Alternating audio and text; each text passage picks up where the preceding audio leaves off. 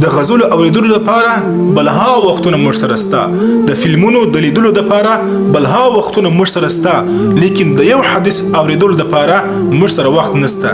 نو پوسه چې ستا په زړه کې د الله د مینې لپاره ځای نسته، ستا په زړه کې د شریعت احکاماتو لپاره ځای نسته.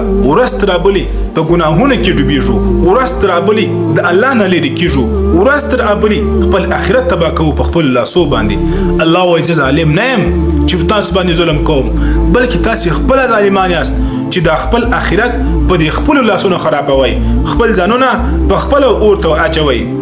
په خپل لاسو باندې مې د جهنم اور په دې خپل بدن باندې واجب کړی. الله وایي تاسو ټول به ما ته راځئ، تاسو ټول به ما ته راځئ کله چې د قرآن کریم تلاوت مخې ته درته راسي یا یو حدیث شریف مخې ته درته راسي، داسې اړوو لکه هغه چې موږ ته ښکنځل کوي، لکه یو ښکنځل چې مخې ته راسي، لکه یو بد کار چې مخې ته راسي. نعوذ بالله. زموږ زړونه دا وخت د منافقت نه ډک دي، زموږ زړونه دا وخت د عذابونو ډک دي.